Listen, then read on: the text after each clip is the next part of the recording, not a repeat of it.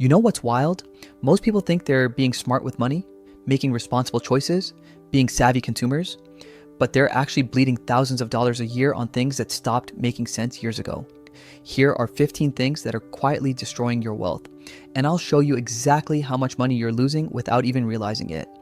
My name is Ivan, and I help people understand the psychology and mechanics behind building real wealth. If you're tired of wondering why your bank account never seems to grow despite making decent money, make sure to subscribe to the channel and hit that like button if this video helps you figure out where you've been going wrong. Let's start with the framework. Every dollar you spend falls into one of three categories: dollars that generate more dollars, dollars that provide genuine value or necessity, and dollars that disappear into thin air. That third category is where most people lose the game without even realizing they're playing. Number 1, overpaying for housing. This is the big one, the expense that kills more dreams than any other. The traditional advice says housing should cost no more than 30% of your gross income. But in many markets, people are spending 40, 50, even 60% on housing costs. Here's what happens when you overpay for housing. Every other financial goal becomes secondary. You can't build an emergency fund. You can't invest for retirement. You become trapped in a golden cage of your own making. Let's make this concrete with Rich Richard and Poor Peter. Both guys earn $90,000 a year. Rich Richard keeps housing at 25%, about $1,900 a month. Poor Peter stretches to 45%, $3,400 a month. Over 10 years, Rich Richard invested the $1,500 monthly difference at 8% returns. That's over $275,000. Poor Peter has zero. Just memories of a nice apartment and rent receipts. Number 2, small daily spending habits. That $6 coffee every morning, the $12 lunch you grab because you didn't meal prep. Here's the math. A $10 daily habit costs you $3,650 annually. Most people have multiple $10 habits, but it's not just the immediate cost, it's opportunity cost. $10 invested daily becomes enormous wealth over decades. $1,000 a month on daily habits, that's $12,000 a year. Over 20 years invested at 8%, that's over $580,000. But most people never see it because they're buying lattes instead of building wealth. Number 3, buying sale items you don't need. You see something marked down 50% and your brain does mental gymnastics to justify why you need this thing you never heard of 5 minutes ago. You're not saving $35. You're spending $35 on something you didn't want until a price tag told you it was a bargain. The average person spends hundreds per year on sale items they never use, clothes with tags still attached, kitchen gadgets that never see food, electronics that duplicate what you already own. Every time you buy something on sale that you don't use, you're giving up the opportunity to invest that money. Never buy something just because it's on sale. Buy things because you need them and would purchase them at full price. Number 4, extended warranties. Extended warranties typically cost between 15 and 25% of the item's price, but the actual claims rate is usually under 15%. For every $100 spent on warranties, only about 12 goes toward actual repairs. The rest is profit. Most warranties don't even kick in until after the manufacturer's warranty expires, and they're loaded with exclusions that make them worthless when you need them. If you're buying extended warranties on multiple items per year, you're wasting $500 to $1,000 annually on protection you'll probably never use and probably wouldn't work if you tried. Number 5, overpriced car insurance. Most people are overpaying for car insurance by $300 to over $1,000 annually. Insurance companies count on customer inertia. They gradually increase premiums banking on the fact you won't shop around. The process of comparing rates takes 30 minutes online. 30 minutes to save $1,000 per year. Yet people won't do it because it seems like a hassle. The money you save isn't just one time. It compounds year after year. $500 saved annually and invested, that's serious wealth accumulation over time. This is the boring financial optimization that quietly creates millionaires. Number 6, Airbnbs for most trips. You see a listing for $150 a night, then checkout reveals a $75 cleaning fee, $30 service fee, and hidden charges. Your $150 room just became $255 before taxes.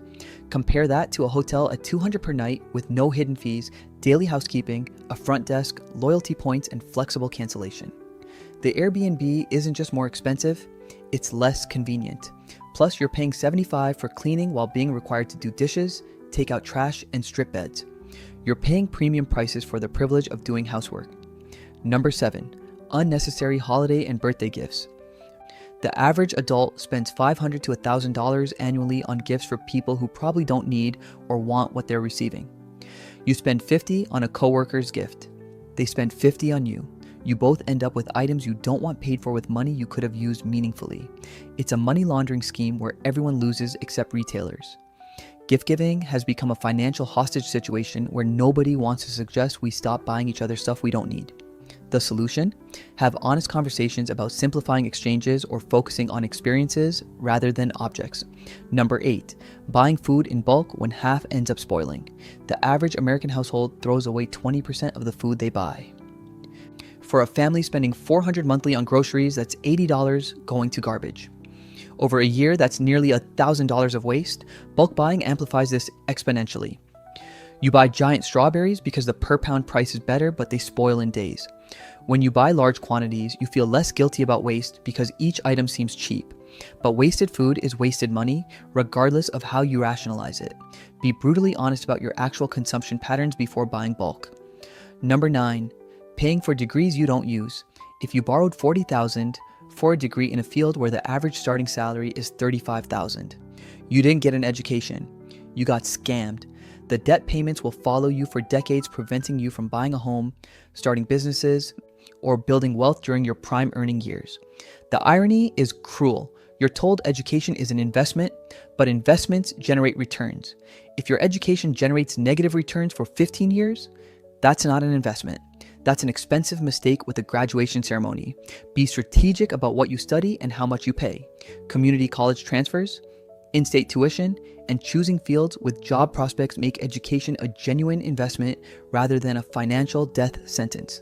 Number 10, investments you don't understand. The number of people losing serious money on investments they can't explain is staggering. They're crypto investors who threw money at digital assets they couldn't define.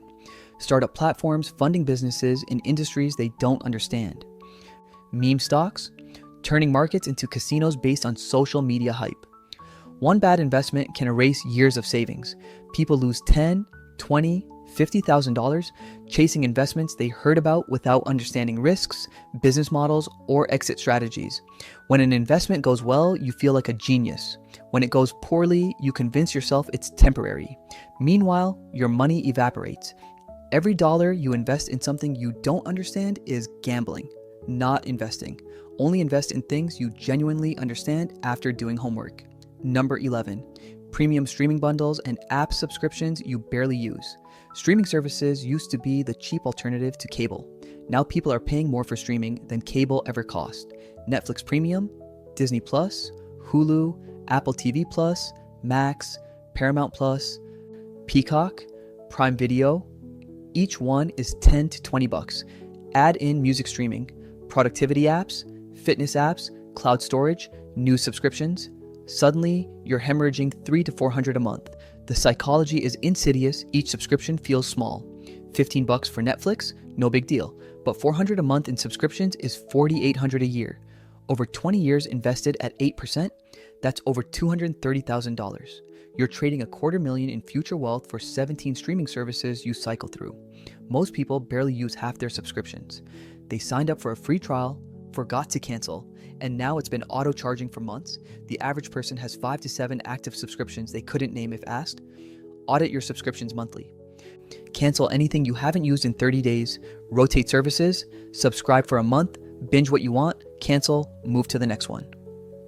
Number 12, brand new cars instead of reliable used ones. Here's a wealth destroyer that feels like responsibility but acts like sabotage. A new car loses 20 to 30% of its value the moment you drive it off the lot. In the first year alone, it loses about 20%. By year 3, you've lost 40%.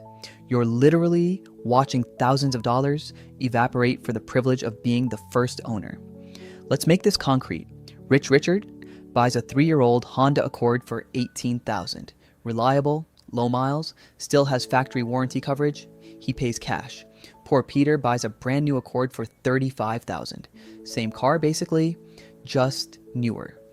He finances it at 5% for 6 years. Monthly payment, $550 for 72 months. Over those 6 years, Rich Richard's car depreciates maybe $6,000. Poor Peter's car depreciates $20,000, plus he paid $5,000 in interest. That's a $25,000 difference for essentially the same transportation. Invested at 8% over 20 years, that's over $116,000. All because Peter needed that new car smell. The psychology is powerful. New cars feel like success, like you've made it. But wealthy people know that cars are depreciating assets that move you from point A to point B. They buy reliable used vehicles, drive them for 8 to 10 years, and invest the difference. That's how you actually build wealth instead of just looking wealthy. Number 13, financing furniture and electronics on payment plans. By now, pay later has become the financial trap of this generation. Affirm, Klarna, Afterpay. Every retailer offers it now.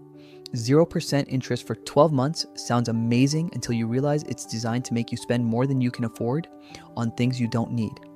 Here's what actually happens.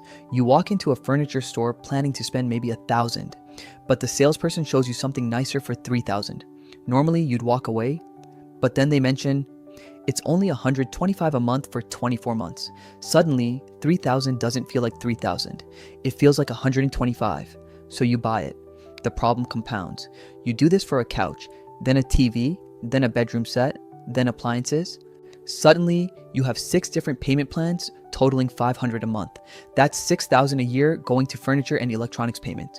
Over 10 years at 8% returns, that's over $86,000 you traded for stuff that's worth maybe 20% of what you paid by the time it's paid off. Wealthy people buy furniture and electronics with cash or don't buy them at all. They use what they have until they've saved enough to upgrade. They don't finance depreciating assets. Period. If you can't afford to buy it outright, you can't afford it. That monthly payment mentality is keeping you broke while making retailers rich. Number 14, gym memberships you don't use. The average gym membership costs $40 to $60 a month. Most people use it consistently for maybe 6 weeks after signing up. Then life gets busy. Motivation fades. The gym bag sits by the door untouched. But the membership, that keeps charging. Month after month, year after year. Here's the math. $60 monthly for a gym you visit maybe twice a month means you're paying $30 per workout. You could buy a day pass for $15 and save money, but you don't cancel because you might start going regularly again someday.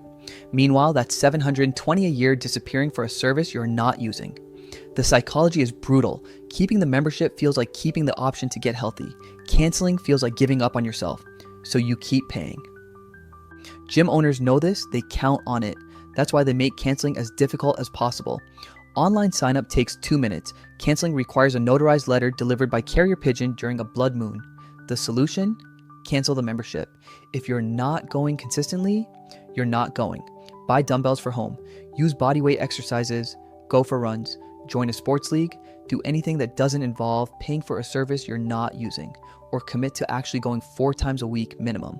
But stop paying for a gym membership as emotional support for future fitness goals you're not pursuing.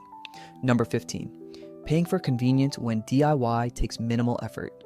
This is the final wealth killer nobody talks about. Oil changes, car washes, lawn care, house cleaning, food delivery, grocery delivery, laundry service. Each one individually seems reasonable, but together they represent thousands of dollars annually for tasks that take minimal time and effort to do yourself. An oil change at the shop costs $60 to $80. DIY, $25 in supplies and 30 minutes. Professional car wash, $15 to $25. DIY, $5 in supplies and 20 minutes. Lawn service, $150 monthly. DIY, $0 after buying a $200 mower that lasts 10 years. Food delivery markup and fees, $8 to $15 per order. Making the same meal, cost plus, 0 fees. Here's what kills me. People will pay $20 in delivery fees and markup for a $15 meal rather than spend 20 minutes cooking or picking it up themselves. They're literally working multiple hours at their job to pay someone else to do tasks that take 20 minutes. The math doesn't math. The psychological trap is that we've been sold this idea that convenience equals success, that paying others to do basic tasks means you've made it. But wealthy people know the difference between high value and low value activities. Paying someone to do something that requires specialized skills while you work on high value tasks? Smart.